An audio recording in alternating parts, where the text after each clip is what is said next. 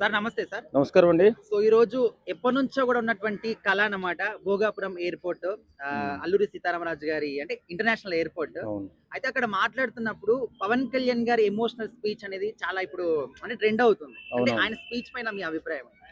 నిజంగా నరేంద్ర మోడీ గారిని నమ్మినటువంటి ఏ వ్యక్తి అయినా సరే అలా ఎమోషనల్ ఫీల్ అవుతారండి. ఎందుకంటే ఆయన ఒక్కరోజు కూడా సెలవు తీసుకోకుండా దేశం కోసం, దేశ అభివృద్ధి కోసం, బిడ్డల భవిష్యత్తు కోసం నిరంతరం 24 గంటలు కూడా ఆలోచించే వ్యక్తి మన దేశంలో ఉన్నాడంటే అది నరేంద్ర మోడీ.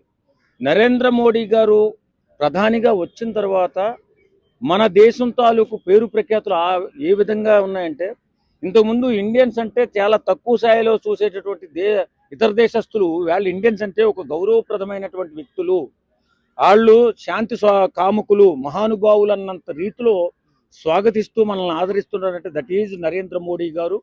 మన దేశానికి తీసుకొచ్చినటువంటి గౌరవంగా ఫీల్ అవుతాం. కాబట్టి ఎవరైనా నరేంద్ర మోడీ గారిని, నరేంద్ర మోడీ గారి తల్లిని ఇష్టానురీతిగా తిట్టినప్పుడు పవన్ కళ్యాణ్ గారితో పాటు మేము కూడా చాలా ఎమోషనల్ ఫీల్ అయ్యాం. ఎందుకంటే ఆయన దేశం కోసమే 24 గంటలు పనిచేస్తున్నాం.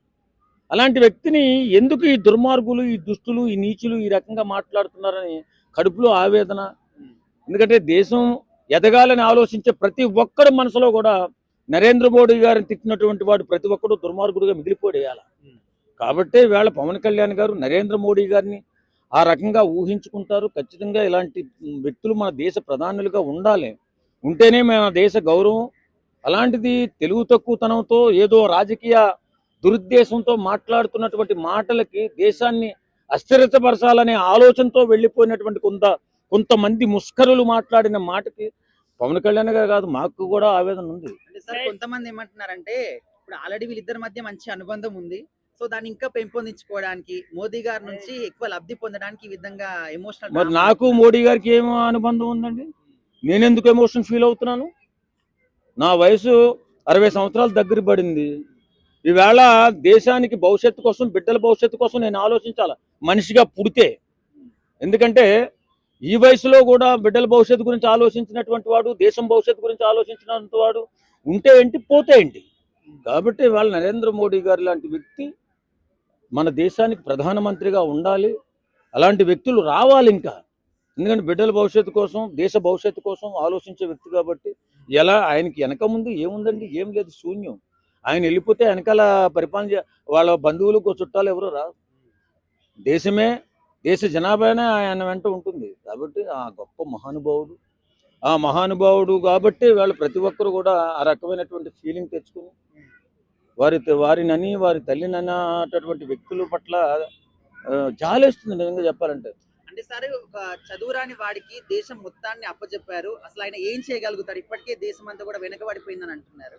ఏడ్చే వాళ్ళు ఏడుస్తూనే ఉంటారండి. ఎందుకు వెనకబడిపోయింది? వేళ అంత గౌరవం సంపాదించుకున్న దేశం ఇంత ముందు వరుసలో ప్రపంచం ఇప్పుడు 5వ స్థానంలోనూ ఎప్పుడో ఉంది, ఎంతో ఉంది. ఇంకో 10 సంవత్సరాలు గడిస్తే నెంబర్ 1 స్థానానికి వెళుతుందని చెప్పి అందరూ అంటున్నారు. ఇంకో 5, 10, 20 సంవత్సరాలు గడిస్తే ఎక్కడో 100వ స్థానంలో ఉండే దేశాన్ని వేళ 5వ స్థానంలో, 10వ స్థానంలోకి తీసుకొచ్చుంటే ఆయన గొప్పతనమే. మాట్లాడేవాడు మాట్లాడుతూ ఉంటాడు, పని చేతగానోడు ఎప్పుడు అలా మాటలు చెప్తూనే ఉంటాడు. కానీ పని చేతనైనవాడు, దేశం పట్ల గౌరవం ఉన్నవాడు, ధర్మం పట్ల గౌరవం ఉన్నవాడు, ప్రజల పట్ల గౌరవం ఉన్నాడు నరేంద్ర మోడీ. కాబట్టి అలాంటి వ్యక్తులు ఉన్నందువల్లే వేళ మన దేశం ఇంత గర్వంగా, ఇంత పటిష్టంగా, ఇంత భద్రంగా ఉంది. అది తెలుసుకోలేనటువంటి మూర్ఖులు మాట్లాడుతూనే ఉంటారు. వాళ్ళని పట్టించుకోవాల్సిన అవసరం లేదు.